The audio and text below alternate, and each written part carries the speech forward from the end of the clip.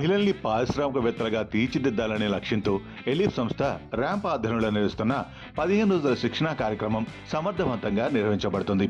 8వ రోజు టెక్స్టైల్ రంగంలో నిపుణురాలైన లావణ్య గారు పాల్గొన్నారు.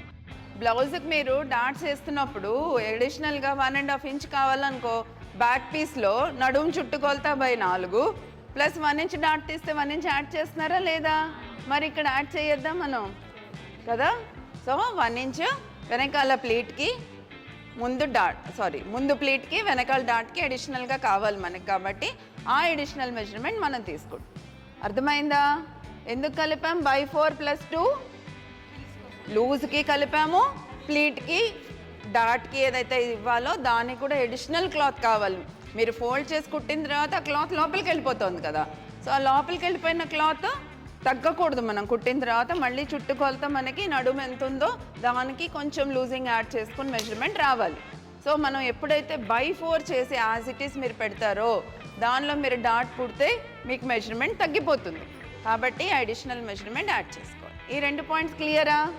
Wonderful. And one more thing అమ్మా, పాయింట్స్ కొంచెం వినండి. నిక్కర్ పొడవు 13 ఇంచులు ఇచ్చారు. నిక్కర్ పొడవు ఎంత ఇచ్చారు? 13 ఇంచులు మనం డ్రాఫ్టింగ్ చేస్తున్నాం ఇక్కడ. ఈ శిక్షణ ద్వారా మీరు టైలరే కాదు, ఓ తయారీదారు, ఓ నాయకురాలు కావచ్చని లావణ్య గారు ఉత్తేజపరిచి మాట్లాడారు. టైలరింగ్లో మెలకువలు, ఏది తప్పు ఏది కరెక్ట్ అనే అంశాలను శిక్షణకు వచ్చే మహిళలకు వివరించారు.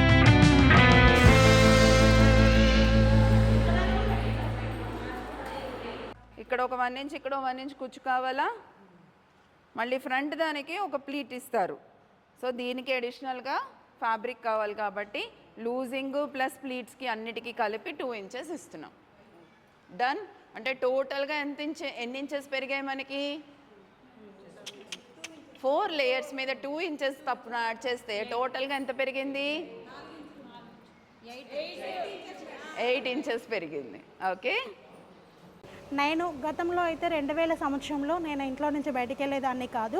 ప్రజెంట్ ఉన్న ఇప్పుడు సిచ్యువేషన్లో నేను అయితే నా కుటుంబానికి నెలకి ఆదాయం 1,50,000 రూపాయల ఆదాయం వస్తుంది. ఏ విధంగా అని చెప్పడానికి చూసుకుంటే, నేను మ్యానుఫ్యాక్చరింగ్ అనేది అల్యూమినియం అనేది ఒక చిన్న సంస్థలాగా ఏర్పాటు చేసుకోవడం జరిగింది ఆస్క్ అనే గ్రూప్ నుంచి.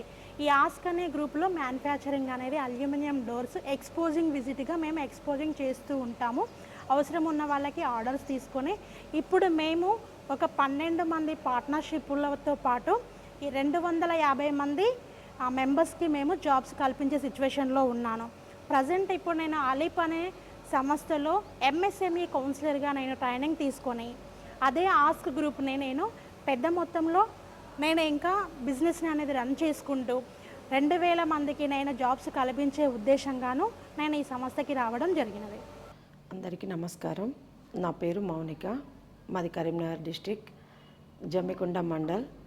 నేను చాలా కష్టపడ్డాను. మా ఎస్సీజీ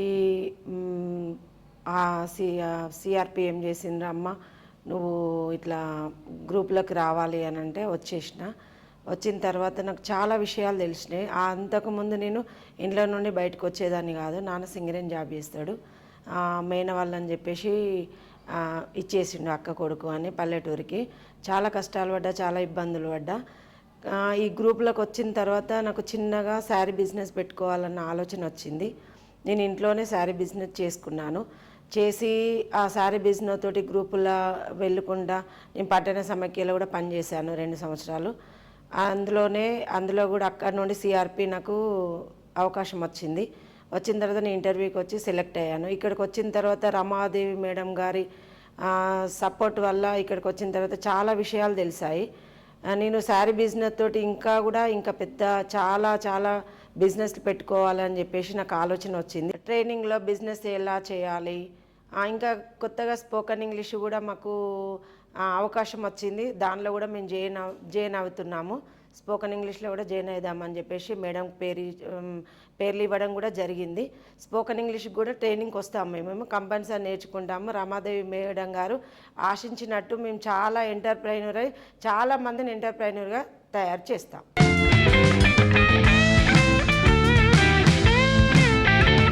ఒక సూది ఒక కత్తెర చేతిలో ఉంటే మీరు ఉద్యోగిని కాదు, మీరు ఓ సృష్టికర్త అని లావణ్య గారు వారికి భరోసా కల్పిస్తూ 8వ రోజు శిక్షణా కార్యక్రమాన్ని ముగించారు.